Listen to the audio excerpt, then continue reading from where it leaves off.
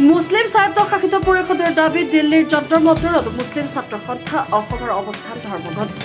ভাৰতৰ প্ৰধানমন্ত্ৰীক স্মাৰক পত্ৰ প্ৰদান মুছলিম ছাত্ৰ সন্থা অসমৰ মুছলিমৰ নিৰাপত্তা প্ৰদানৰ দাবী মুছলিম ছাত্ৰ সন্থা অসম মোৰ্চাই নতুন দিল্লীত যন্ত্ৰ মন্ত্ৰত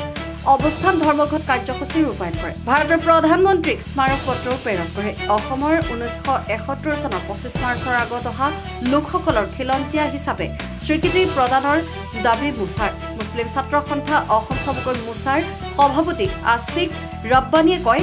অসমত 1971 চনৰ 25 মাৰ্চৰ আগত অহা লোকসকলক খিলঞ্জীয়া হিচাপে স্বীকৃতি প্ৰদান কৰিব লাগে বিগত চৰকাৰবোৰে অসমৰ মুছলিমসকলক ভোট বেংক হিচাপে ব্যৱহাৰ কৰি আহিছে উচ্ছেদিত লোকসকলৰ পুনৰ সংস্থাপনৰ দাবী মোৰ্চাৰ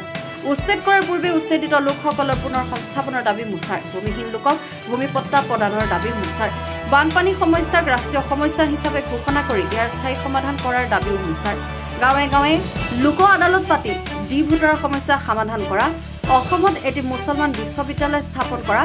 নাৰী সুৰক্ষা প্ৰদানৰ বাবে বিশেষ আইনৰ জৰিয়তে সুৰক্ষা প্ৰদানৰ দাবী অসমত মুছলমানক যি অন্যায় কৰি আহিছে সেয়া সাংবিধানিক বিৰোধী বুলি অভিহিত কৰে মুছলিম ছাত্ৰ সন্থা অসম চমুকৈ মোৰ্চাৰ সভাপতি আছিক ৰব্বানীয়ে মুছলিম সকল ভাৰতীয় নাগৰিক হয় অসমত থকাৰ অধিকাৰ ভাৰতীয় সংবিধানে দিছে অসমত এখন জিলাৰ পৰা আন এখন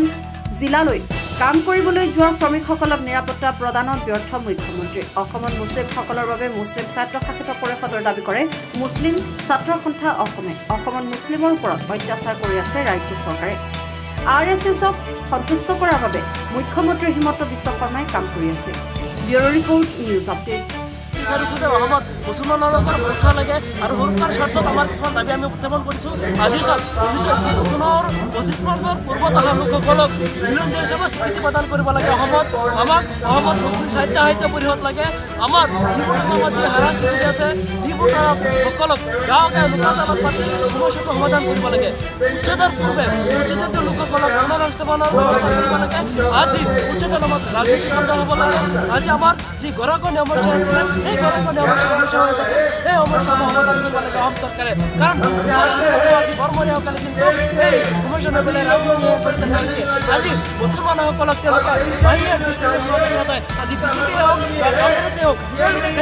আমাক ভোট বেংক হিচাপে ব্যৱহাৰ কৰি আহিছে আমাৰ সমস্যা মাত মতা নাই আমাৰ সমস্যা সমাধান কৰাৰ স্বাৰ্থত আজি চৰকাৰে দৃষ্টান্তমূলক ব্যৱস্থা কৰা নাই হে আজি আমি অসমৰ পৰা মুছলিমসকলৰ দায়িত্ব সঁচাকৈ দিলে অৱস্থান জৰিয়তে ভাৰতৰ প্ৰধানমন্ত্ৰীক আমি আহ্বান জনাইছোঁ যেন আমাৰ এই সমস্যাসমূহ কলমে সমাধান কৰিব লাগে অন্যথা মুছলিমসকলৰ যি আন্দোলন আৰম্ভ কৰিছে সেই আন্দোলন চলিয়ে থাকিব অবিৰতভাৱে